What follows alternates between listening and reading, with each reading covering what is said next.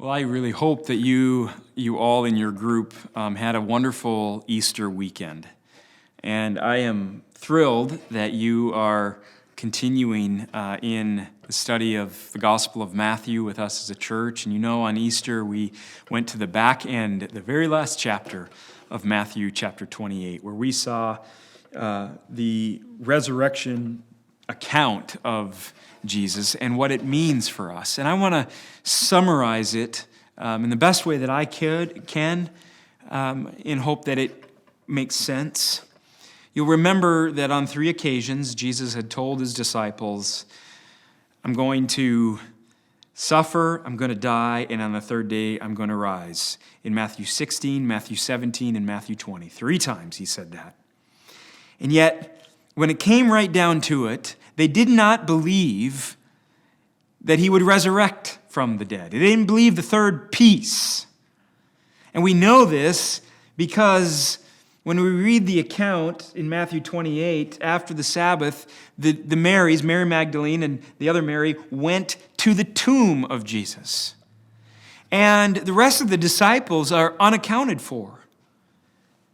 Even though Jesus had told them repeatedly, I will resurrect from the dead, they still did not believe when it came right down to it. And, you know, oftentimes we might want to say, gosh, why didn't they believe? The truth is, you and I probably wouldn't either. And so be careful not to rebuke them, but maybe to acknowledge, yep, you know what, I would have been probably like one of them. And then, of course, Jesus did resurrect from the dead, right? The angel descended, earthquake, guards are terrified, tomb is rolled away. The women go in and see that Jesus is resurrected from the dead. He's gone. And the angel says, go quickly. You'll remember that? Go quickly and tell my disciples. We talked about how when you believe in the resurrection of Jesus and you go quickly then to tell the news of the resurrection to others, there's an urgency in telling others that Matthew is drawing out by implication of this account. And then, of course, moving on, there's the guards, right? They gather with the chief priests and the elders, and they tell exactly what happened, that the angel did come and descend, there was an earthquake, the angel rolled, they were terrified, Jesus is gone, he's out of the tomb, he's resurrected, and the Marys are off telling the disciples, and they come up with a plan.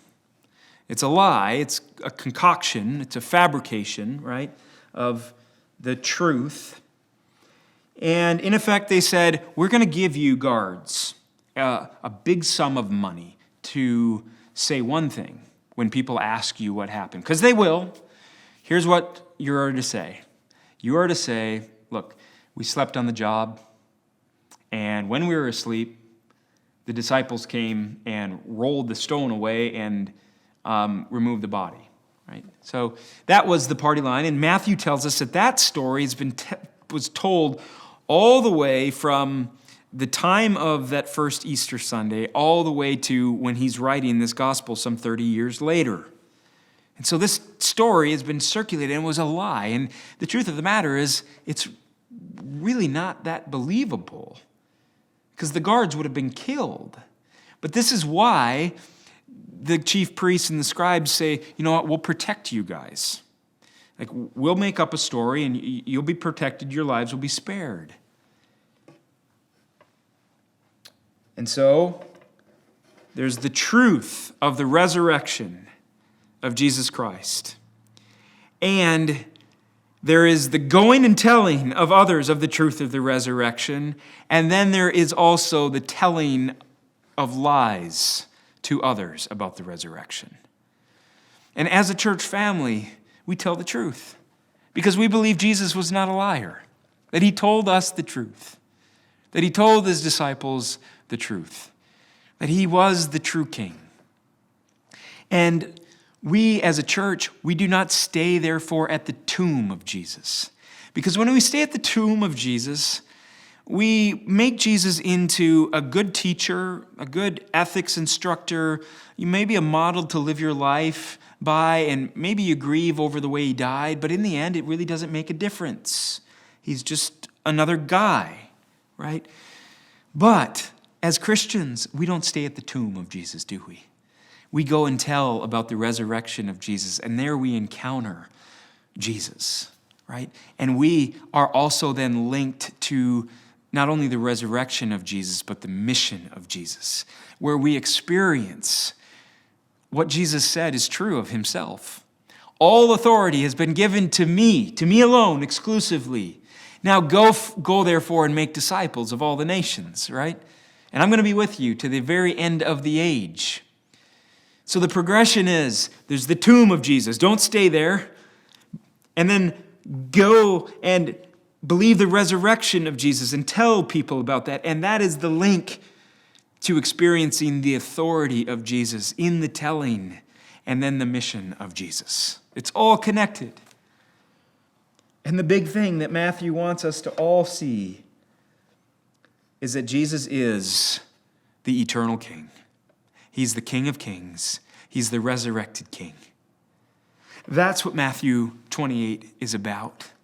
And that's what he wants his original readers to do, to not stay at the tomb, but believe in the not stay at the tomb of Jesus, but believe in the resurrection of Jesus and join the mission of Jesus, where they experience the all-authority-ness of Jesus everywhere.